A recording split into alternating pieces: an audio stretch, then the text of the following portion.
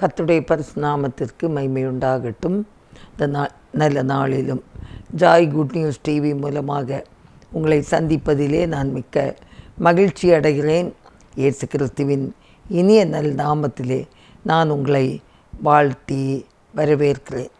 இந்த உயிர் மீட்சி நேரம் வழியாக உங்களை சந்தித்து இந்த செய்தியை கொடுக்க தேவன் தந்த வாய்ப்புக்காக கர்த்தரை நான் அதிகமாக நான் ஸ்தோத்திரிக்கிறேன். இந்த நேரத்திலும் கூட நான் உங்களிடத்தில் ஒரு கேள்வி கேட்கிறேன். வேதத்திலே யாத்ராகமம் புஸ்தகத்தில் மருத்துவச்சிகளை தேவன் தழைக்கும்படி செய்தார் அப்படின்னு சொல்லி இருக்கிறது. அவங்க தழைக்கிறதுனா அவங்க குடும்பங்கள் ஆசீர்வதிக்கப்பட்டிருக்கிறது, செழித்திருக்கிறது. அதற்கு காரணம் என்ன என்று நாம் பார்க்கிறோம். பாருங்கள், இஸ்ரவேல் ஜனங்கள் எகிப்து தேசத்தில் அவங்க வாழ்ந்துட்டுருக்காங்க. அங்கே முதலாவது எகிப்துக்கு போன இஸ்ரவேலுடைய எல்லா அந்த 12 கோத்திரங்களும் அவங்களுடைய சந்ததிகள்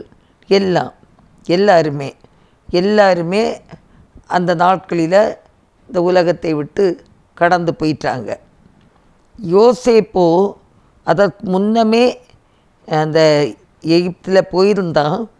ஆனால் அந்த யாக்கோபின் கற்பப்பிறப்பாகிய யாவரும் மொத்தம் 70 பேர் எல்லோரும் அந்த தலைமுறையில் இருந்தவங்க எல்லாரும் அந்த நாட்களில் அவங்க அந்த எல்லாரும் மரணம் அடைந்தார்கள் என்று சொல்லி அந்த யாத்ராகமம் 1ஆம் அதிகாரத்தில் சொல்லப்படுகிறது.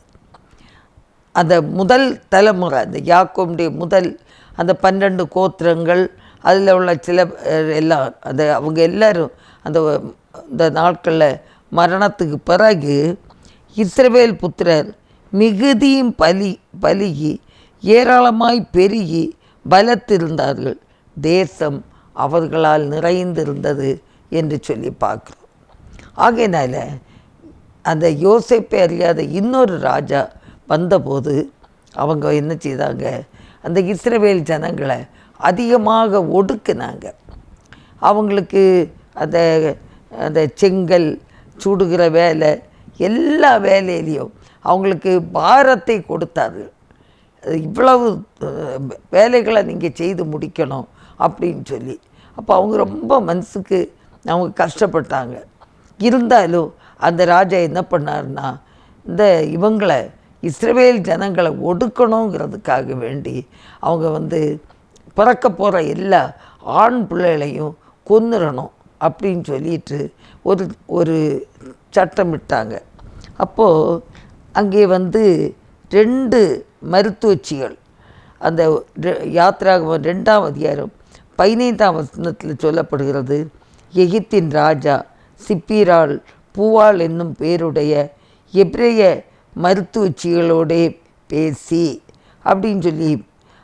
அடுத்த வசனம், நீங்கள் எபிரேய ஸ்திரீகளுக்கு மருத்துவம் செய்யும்போது அவர்கள் மனையின் மேல் உட்கார்ந்திருக்கையில் பார்த்து, ஆண் பிள்ளையானால் கொன்று போடுங்கள், பெண் பிள்ளையானால் உயிரோடு இருக்கட்டும் என்றான்.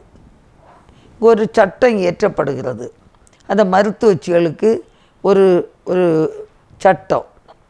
இப்போ மருத்துவச்சிகள் என்ன செய்யணும்? சட்டத்துக்கு பயப்படணுமா, தேவனுக்கு பயப்படணுமா? இந்த 2 காரியங்கள். ஒன்றில் அந்த ராஜா அந்த தேசத்தில் அவங்களும் குடியிருக்கிறதுனால ராஜா போடுகிற சட்டத்துக்கு கீழ்ப்படியணும். அதுதான் உண்மையான காரியம். ஆனால் அந்த மருத்துவச்சிகளோ தேவனுக்கு பயந்ததினால் அவங்க பிறக்க போகிற ஆண் பிள்ளைகளை எல்லாத்தையும் காப்பாற்றினார்கள் என்று பார்க்கிறோம். அதனால தான் அவங்களுடைய குடும்பங்களை தேவன் தழைக்கும்படி செய்தார். கர்த்தருக்கு பயப்படுகிறது. இன்றைக்கும் அன்பானவர்களே, நம்ம குடும்பத்தில் இருக்கலாம், நம்ம வேலைகளுக்கு போகலாம், ஸ்கூல் போகிற பிள்ளைகள் ஸ்கூலுக்கு போகலாம், காலேஜுக்கு போகிற பிள்ளைகள் காலேஜுக்கு போகலாம். போகிற வழியில் இல்லாட்டினால் படிக்கிற இடங்களில் இல்லைன்னா வேலை பார்க்குற இடங்களில் நமக்கு ஒரு சோதனையான காரியங்கள் வருகிறது, ஒரு பிரச்சனையான காரியங்கள் வருகிறது, ஒரு தகாத உறவுகள் வருகிறது. ஜாக்கிரதை. தேவனுக்கு பயப்பட வேண்டுமா? தேவனுக்கு பயந்து நமக்கு தந்த பெற்றோருக்கு கீழ்ப்படிந்து, அந்த பெற்றோர்கள் தானே எல்லாரையும் அந்த பிள்ளைகளை பெற்றிருக்காங்க. அவங்க தானே உங்களை படிக்க வைக்கணும், நல்ல ஸ்கூலில் கொண்டு சேர்த்துருக்காங்க, ஸ்கூல் ஃபீஸ் கட்டுறாங்க, தேவையான துணிகள் எடுத்து தராங்க, ஆகாரம் சமைத்து தராங்க, எவ்வளவோ கஷ்டப்படுறாங்க. என் பிள்ளைங்க படித்து நல்ல முன்னேறி நல்ல நிலைமைக்கு வருவாங்க. இப்படியே அவங்க யோசித்து அவங்க இருக்காங்க. இந்த சூழ்நிலையில் இந்த பெற்றோர், இந்த பிள்ளைகள் என்ன செய்யணும்? கர்த்தருக்கு பயப்படுகிற ஒரு பயத்தோடு உண்மையுள்ளவர்களாக, இல்லையா, ஆண்டவருக்கு பயப்பட வேண்டுமா? பெற்றோருக்கு கீழ்ப்படிய வேண்டுமா? மனுஷனுக்கு கீழ்ப்படிய வேண்டுமா? இல்லை தேவனுக்கு பயப்பட வேண்டுமா? இதை ஒவ்வொரு பேரும் எண்ணிக்கொள்ள வேண்டும். படிக்கிற பிள்ளைகளானாலும், காலேஜுக்கு போகிற பிள்ளைகளானாலும், வேலைக்கு போகிறவர்களானாலும் அதை நம்ம சிந்திக்க வேண்டும். நமக்கு முன்பாக வரக்கூடிய சோதனையோ வேதனையோ பயங்கரங்களோ அதை நம்ம நிதானிக்கணும், அதை நம்ம சோதித்து பார்க்கணும். அது எதுக்காக வருது? நம்ம இதில் விழலாமா? வேதம் என்ன சொல்லுகிறது? கர்த்தருக்கு பயப்பட வேண்டும் என்று சொல்லுகிறதே, நான் அந்த காரியத்தை செய்யலாமா? என் பெற்றோருக்கு தெரியாமல் அந்த பாவத்தை நான் செய்யலாமா? இதெல்லாம் யோசிக்க வேண்டாமா? உடனே போய் விழுந்துருதா? ஜாக்கிரதை. ஒவ்வொரு பிள்ளைகளும் ஜாக்கிரதையாக இருங்க. பெற்றோருக்கு அநியாயம் செய்யாதுங்க. உங்களை கஷ்டப்பட்டு பெற்று வளர்த்து உங்களை ஆளாக்கி நீங்கள் ஒரு நல்ல ஒரு ஸ்டேட்டஸில் வரணும், ஒரு நல்ல சமுதாயத்தில் ஒரு நல்ல வேலையில் வர வேண்டும் என்று அதை எண்ணி தான் உங்களை என்ன செய்கிறாங்க? கஷ்டத்தோடு அனுப்பிட்டு இருக்காங்க. நீங்கள் உங்கள் வாழ்க்கையை தாறுமாறாக நடக்கிறதுக்கு இல்லை, தேவன் பார்த்து கொண்டிருக்கிறார். உங்கள் குடும்பங்கள் தழைக்க வேண்டுமானால் நீங்கள் கர்த்தருக்கு கீழ்ப்படியணும். எந்த ஒரு பாவத்துக்கு உடன்படாதுங்க. வேதத்தில் அருமையாக இருக்கிறது. அந்த யோசேப்பை பற்றியே நம்ம சொல்லலாம். அந்த யோசேப்பு கர்த்தருக்கு பயந்ததுனால அவர் கண்ட தரிசனம், சகோதரர்கள் வெறுத்து ஒதுக்குனாங்க. எகிப்துக்கு 20 வெள்ளிக்காசுக்கு விற்கப்பட்டு எகிப்துக்கு கடந்து போனார். அங்கே அந்த அரண்மனையில் தான் வாழ்கிறார், அடிமையாட்டு வாழ்கிறார். அடிமை அந்த அரண்மனையில் வேலை செய்யணும். அந்த குடும்பத்தில் அந்த பார்வோன மனைவியால் அவருக்கு சோதனை வருது. அந்த அடிமைத்தன வேலையானாலும், அடிமைன்னா அந்த அரண்மனையை சுத்தம் பண்ணுற வேலை, அப்படிப்பட்ட ஒரு வேலை இருந்தும் கூட இந்த ராஜாத்திக்கு நம்ம என்ன செய்யக்கூடாது? நம்முடைய எஜமாட்டிக்கு என்ன செய்யக்கூடாது? கீழ்ப்படியக்கூடாது. தேவனுக்கு பயப்படணும். அவர் பார்த்து கொண்டிருக்கிறார். அதைத்தான் இந்த மருத்துவச்சிகளும் செய்கிறாங்க. ராஜாவுக்கு பயப்பட வேண்டாம். ராஜா சட்டம் போட்டிருக்கலாம். அதைவிட மேலானவர், உன்னதர், தேவன் பார்த்து கொண்டிருக்கிறார். அப்படி அந்த மருத்துவச்சிகளோ கர்த்தருக்கு பயந்தனால அவங்க குடும்பத்தை தேவன் தழைக்கும்படி செய்தார். யோசேப்பு உண்மையுள்ளவனாக இருந்தபடினால, பரிசுத்த வாழ்க்கையை காத்து கொண்டபடினால என்ன நடந்தது? ஏற்ற காலம் வந்தது. 13 வருஷம் அந்த எஜமாட்டி சொன்ன பொய்யினால் சிறைச்சாலையில் தான் இருந்தார். ஆனால் எப்படி அந்த உள்ளம் தேவனோடு பேசி கொண்டிருக்கும் யோசித்து பாருங்க. கர்த்தரோ யோசேப்போடே கூட இருந்தார். நீங்கள் நினைப்பீங்க சிறைச்சாலையில் இயேசு இருப்பாரா, போவாரா? நம்மன்னா என்ன நினைப்போம்? சிறைச்சாலையில் களவு செய்தவிகளும், கொலை செய்தவிகளும், பொய் சொன்னவிகளும், திருடுனவிகளும் அங்கே இருப்பாங்க இல்லையா? சிறைச்சாலையில் அந்த மாதிரிப்பட்ட ஜனங்களோட அந்த சிறைச்சாலையில் இயேசு போவாரா? அந்த இடத்துலையும் யோசேப்புன்னு ஒருவன் உண்மை உள்ளவனாக இருந்தபடினாலே, உண்மைக்காக தேவனுக்கு பயந்து, இந்த இவ்வளோ பெரிய பாவத்தை நான் எப்படி செய்யது, கர்த்தர் பார்த்துட்ருக்காரு. அது கர்த்தருக்கு பயந்தனால ஆண்டவர் அவனோடு கூட இருந்தார். கர்த்தரோ அவனோடு கூட இருந்தார். அன்பான தேவனுடைய பிள்ளையே, நீங்கள் கடந்து போகிற ஸ்கூலாக இருக்கலாம், வேலை ஸ்தலமாக இருக்கலாம், சோதனை வந்தால், சோதிக்கப்பட்டால் ஆண்டவருடைய முகத்தை பாருங்கள். இந்த மருத்துவச்சிகளை கர்த்தர் தழைக்கும்படி செய்தார். காரணம் என்ன? கர்த்தருக்கு பயந்ததினாலே, கர்த்தருடைய சத்தத்துக்கு கீழ்ப்படிந்தனால. கொலை செய்யாதிருப்பாயாகன்ட்டு அந்த 10 கற்பனையில் இருக்குது பின்னால். அன்பானவர்களே, அப்படிப்பட்ட அந்த கற்பனைக்கு கொலை செய்யக்கூடாது. ராஜா என்ன, அவரை விட பெரியவர் ஒருவர் இருக்கிறார், அவருக்கு தான் நம்ம கீழ்ப்படியணும்.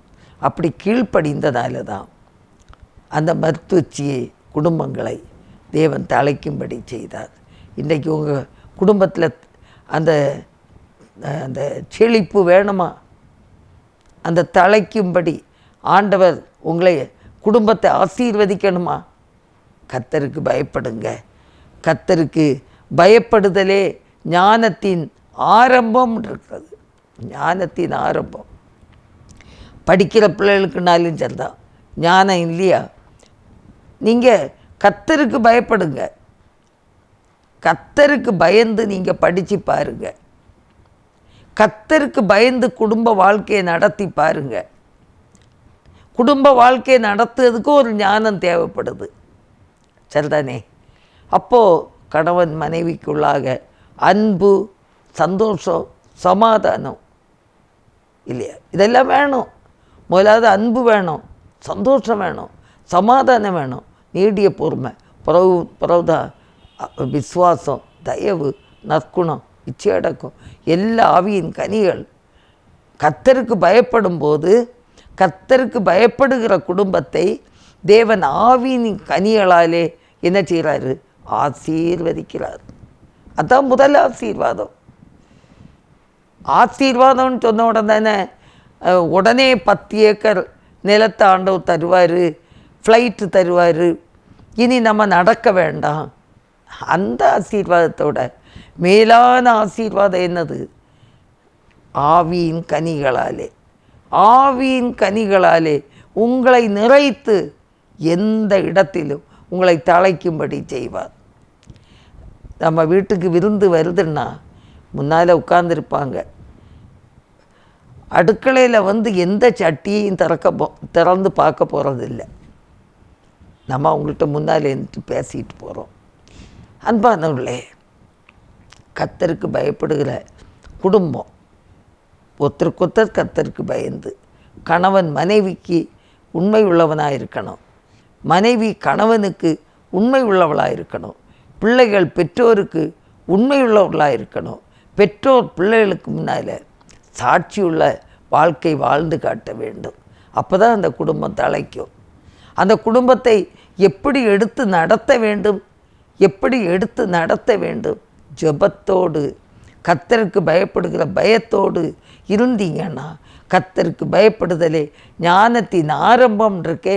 அந்த ஞானம் உங்களுக்குள்ளே வரும்போது குடும்பத்தை நடத்தக்கூடிய ஆற்றல், படிக்கக்கூடிய ஆற்றல், வேலைக்கு போன வேலை ஸ்தலங்களிலே அங்கே உயர்வு எப்படி கிடைக்குது? அங்கே ஞானம். கர்த்தருக்கு பயப்படுதலே ஞானத்தின் ஆரம்பம். எல்லாத்துக்கும் ஞானம்தான் வேணும். ஒரு ஆள்கிட்ட எப்படி பேசுறது, எப்படி நடந்து கொள்வது, அந்த ஞானம் ஆண்டவர் தருவார் என்றால் அந்த ஞானம் எப்படி கிடைக்கிறது? கர்த்தருக்கு பயப்படுதலே ஞானத்தின் ஆரம்பம். அந்த ஞானத்தை நீங்கள் பெற்றுக்கிட்டீங்கன்னா குடும்ப வாழ்க்கை செழிப்பாக இருக்கும், ஆசீர்வாதமாக இருக்கும்.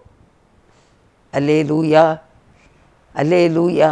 அன்பானவர்களே, அடுத்து பாருங்க, வேதம் சொல்லுகிறது, கர்த்தருக்கு பயந்து அவர் வழியில் நடக்கிறவன், கர்த்தருக்கு பயந்து அவருடைய கட்டளைகளில் மிகவும் பிரியமாயிருக்கிற மனுஷன் பாக்கியவான் என்று சங்கீதம் 112:1 சொல்லுகிறது. கர்த்தருக்கு பயந்து அவருடைய கட்டளைகளில் அவர் பிரியமாயிருக்கிற மனுஷன் பாக்கியவான் என்று சொல்லப்படுகிறது. அதே போல் அன்பானவர்களே, நம்ம கூட ஆண்டவருக்கு அப்படி ஒரு பிரியமான ஒரு வாழ்க்கை செய்ய வேண்டும். இதோ கர்த்தருக்கு பயப்படுகிற மனுஷன் இவ்விதமாய் ஆசீர்வதிக்கப்படுகிறார். கர்த்தருக்கு பயப்படுகிற சிறியோரையும் பெரியோரையும் கர்த்தர் ஆசீர்வதிக்கிறார். அல்லேலூயா. ஆசீர்வாதம் வேணுமா? உங்களுக்கு ஆசீர்வாதம் வேணுமா? உடனே 10 சென்ட் 10 ஏக்கர் பூமி கிடைக்கும்னு நினைக்காதுங்க. ஆண்டவர் உங்களுக்கு அந்த ஞானத்தை தருவார் என்றால் நீங்கள் இது ஞானமாக நடந்துக்கலாம். எதை சம்பாதித்தாலும் சரி, நீ புத்தியை சம்பாதின்னு இருக்கு. நீங்கள் போகிற இடத்துல அது இன்னொருக்கா கூட பிள்ளைகளுக்கு சொல்கிறேன், யாராவது கொண்டு வந்து போதை பொருட்களை ஒரு பிஸ்கட் வடிவத்தில் கேக்கு வடிவத்தில் தந்தாலும் கூட நீங்கள் அதை வாங்கி சாப்பிடாதுங்க. உங்கள் பெற்றோர் உங்களுக்கு என்ன ஆகாரம் தந்து விட்டாங்களோ அதை தான் நீங்கள் சாப்பிடுங்க. வேறு கண்டதெல்லாம் கண்டவங்கள்ட்டேருந்து வாங்கி சாப்பிடாதுங்க. அதுக்கு உங்களுக்கு ஞானம் தருவார். நீங்கள் ஜெபம் பண்ணிட்டு போங்க, ஆண்டவரே உடைய சித்தத்தின்படி என்னை வழி நடத்தும், நடக்க வேண்டிய பாதையை எனக்கு நீர் காட்டும். சங்கீதத்தில் சொல்லப்படுகிறது, நான் உனக்கு போதித்து நீ நடக்க வேண்டிய வழியை உனக்கு காட்டுவேன், உன்மேல் என் கண்ணை வைத்து உனக்கு ஆலோசனை சொல்லுவேன் அப்படின்ருக்கு. அந்த கர்த்தர் உங்களை ஆசீர்வதிப்பார். அவருடைய கரங்களை நீங்கள் ஒப்பு கொடுங்க. அது மட்டும் இல்லை, அப்படிப்பட்ட கர்த்தருக்கு பயப்படுகிற பிள்ளைகளை ஆசீர்வதிக்கிறது மட்டும் இல்லை, அவர் இவ்வளவு பெரிய காரியத்தை அவர் செய்கிறார் பாருங்க. ஏசாயா 41:10 நீ பயப்படாதே, நான் உன்னுடனே இருக்கிறேன், திகையாதே, நான் உன் தேவன், நான் உன்னை பலப்படுத்தி உனக்கு சகாயம் பண்ணுவேன், என் நீதியின் வலது கரத்தினால் உன்னை தாங்குவேன் என்று சொல்வதை நாம் பார்க்கிறோம். பயப்படாதே, நான் உன்னுடனே கூட இருக்கிறேன், திகையாதே, நான் உன் தேவன். அவர் உங்களை என்ன செய்வாரா? பலப்படுத்தி சகாயம் பண்ணுவார். நீதியின் வலது கரத்தினாலே உங்களை தாங்குவார். ஒருவேளை சில பாடுகள் கஷ்டங்கள் வரும்போது அவரை நோக்கி பாருங்க, என்னை நோக்கி கூப்பிடு, நீ அறியாததும் உனக்கு கிட்டாததுமான பெரிய காரியங்களை நான் உனக்கு செய்வேன்னு சொல்லார்ல, செய்வார். வாக்கு மாறாதவர். இந்த வாக்கு தத்தங்களை பற்றி பிடிங்க. சோதனைகள் வந்தாலும் போராட்டங்கள் வந்தாலும் ஆண்டோடைய சமூகத்தில் கண்ணீரோடு ஜெபிச்சு பாருங்க, ஏசப்பா இந்த பாவ குழியில் நான் விழுந்துடக்கூடாது. வேதத்தில் நியாயாதிபதிகளின் புஸ்தகத்தில் சிம்சோன் அவர் ஆண்டவருக்காக வளர்க்கப்பட்டவர். ஆனால் ஒரு பெண்ணுடைய அந்த வலையில் விழுந்தனால அவர் நசரேய விரதத்துக்குட்பட்டவர். எந்த பெண்களையும் பார்க்கவோ அவங்கள்ட்ட இருந்து கதை அடிக்கிறதுக்கு அவருக்கு கொடுக்கப்படலை. அவர் நசரேய விரதத்துக்குட்பட்டவர். ஆனால் அவருடைய தவறான அந்த பாதையினால் பலத்தை இழந்தார். தன்னுடைய உண்மையான அந்த சம்பவம், என்னுடைய பலன் என்னுடைய முடியிலே இருக்கிறது. இது அந்த உடந்தையானவள் யார்கிட்ட ஒரு தகாத உறவு வைத்திருந்தாரோ அவன் துணைச்சி கேட்டு கேட்டு அறிந்தாள். அவரும் சொல்லிட்டார், பலத்தை இழந்தார். பெலிஸ்தியர்கள் அவரை பிடிச்சிக்கிட்டு போய் கைகளில் சங்கிலி போட்டு கண்ணை இழந்தார். கண்ணை தோண்டி எடுத்துட்டாங்க. பெரிய தூணில் கட்டி வச்சுருந்தாங்க. அவர் பொதுமக்கள் மத்தியில் தமாஷ் அவரை வேடிக்கை பார்க்கும்படியாக கொண்டு வந்தாங்க. அப்போ தான் உணர்ந்தார், நம்ம செய்த தவறு. இந்த ஒரு விசை என்னை பலப்படுத்தும் அப்படின்னு சொல்லி அந்த கைலாகு கொடுத்து அழைத்து வந்த அந்த பிள்ளைகள்கிட்ட இந்த தூணை பிடித்து நிற்கும்படியாக எனக்கு உதவி செய்யுன்னு சொல்லவும் அந்த தூண்களை இரு கையினாலே பிடித்து நிற்கும்படியாக அவங்க நினச்சிட்டாங்க, இவன் தான் கண்ணு இழந்தவனாச்சு, நெட்டு போயிட்டே இவன் என்ன செய்ய போகிறானோ அப்படின்னு நினச்சி அந்த தூண்களுக்கு இடையிலே அவரை விட்டாங்க. அவ்வளோதான். இந்த ஒரு விசை என்னை மன்னியோன்னு சொல்லி எப்படியோ கர்த்தருடைய பாதத்திலேருந்து ஒரு கடைசி நேரம் ஒரு இரக்கம் கிடைத்தனால அந்த 2 தூண்களையும் அவர் கையினாலே நெருக்க அந்த மண்டபத்தில் இருந்த அத்தனை பேரும் அவரோடு மரித்து போனார்கள். பாருங்க, இவ்வளவு சாமர்த்தியமான பணிகளை செய்யக்கூடியவர் இன்னும் கொஞ்சம் காலம் கூட இந்த உலகத்தில் இருந்தால் எவ்வளோ பெரிய காரியம் கர்த்தருக்காக சாதிக்கலாம். அதனால் ஒவ்வொரு நாளும், ஆண்டவரே நான் உமக்கு பயப்படும் பயத்தை எனக்கு தாரும். கர்த்தருக்கு பயப்படுகிற சிறியோரையும் பெரியோரையும் கர்த்தர் ஆசீர்வதிக்கிறார். அது மட்டும் இல்லை, நீ பயப்படாத, நான் உன் கூட இருக்கேன்னு சொல்கிறார். உன் கூட இருக்கேன்னு சொல்கிறார். பயந்துட்டுருக்கீங்கன்னா பயப்படாதுங்க. ஆண்டோடைய கரங்களில் உங்களை முற்றிலுமாக நீங்கள் என்ன செய்யுங்க, ஒப்பு கொடுங்க. அடுத்தது பாருங்கள், ஏசாயா 43ஆம் அதிகாரம் 1ஆம் வசனத்தில், இப்போதும் யாக்கோபே உன்னை சிருஷ்டித்தவரும் இஸ்ரவேலே உன்னை உருவாக்கினவருமாகிய கர்த்தர் சொல்லுகிறதாவது, பயப்படாதே, உன்னை மீட்டு கொண்டேன், உன்னை பேர் சொல்லி அழைத்தேன், நீ என்னுடையவன். அல்லேலூயா. நீ பயப்படாதே, நான் உன்னை மீட்டு கொண்டேன், பேர் சொல்லி அழைத்தேன் என்று சொல்கிறார். அன்பானவர்களே, நம்ம பேரை அவர் அறிந்திருக்கிறார், பேர் சொல்லி அழைத்திருக்கிறார். நம்மை பாவத்தின் குழியில் இருந்த நம்மை தூக்கி மீட்டெடுத்திருக்கிறார்.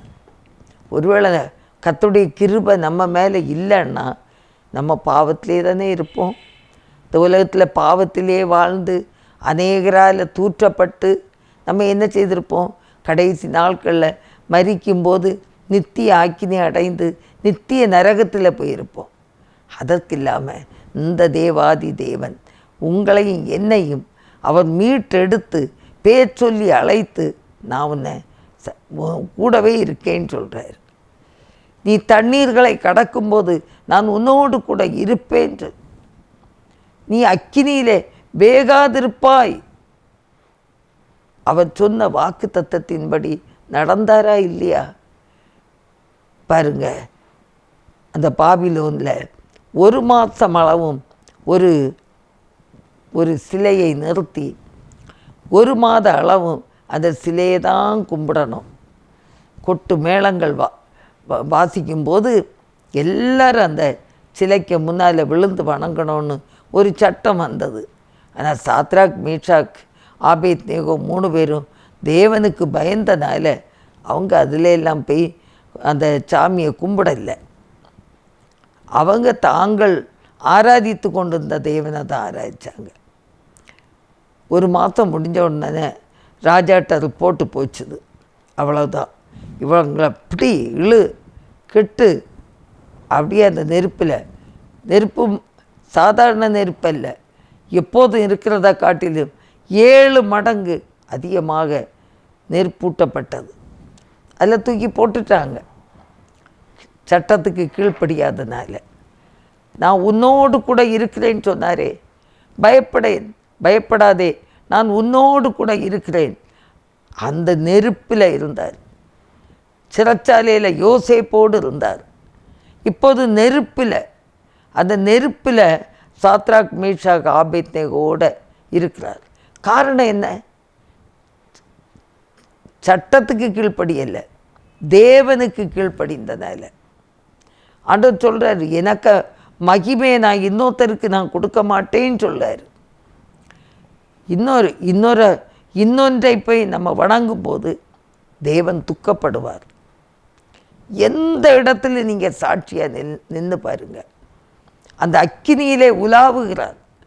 ராஜா பார்க்குறாரு, 3 பேரை தானே போட்டோம், 4வது ஒருவர் நல்ல பிரகாசமாக இருக்காரே, தேவ முகம் போல இருக்கிறதே, காப்பாற்று காப்பாற்று.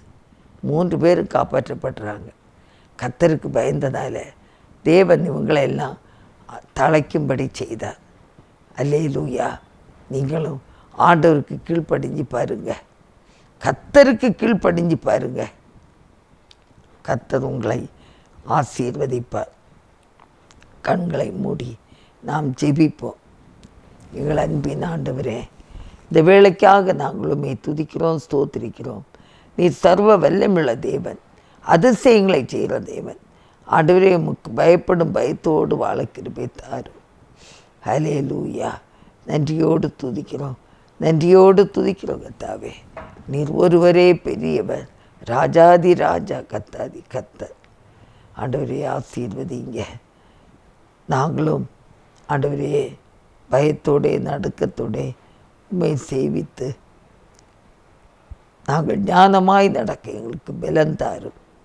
எங்களை முற்றிலும் தாழ்த்தி தருகிறோம். நீ பொறுப்படுத்தி கொள்ளும். எல்லா குறை குற்றங்களையும் மன்னியும். இயேசு கிறிஸ்துவின் நல்ல நாமத்தில் ஜெபம் கேளும் பிதாவே. ஆமென்.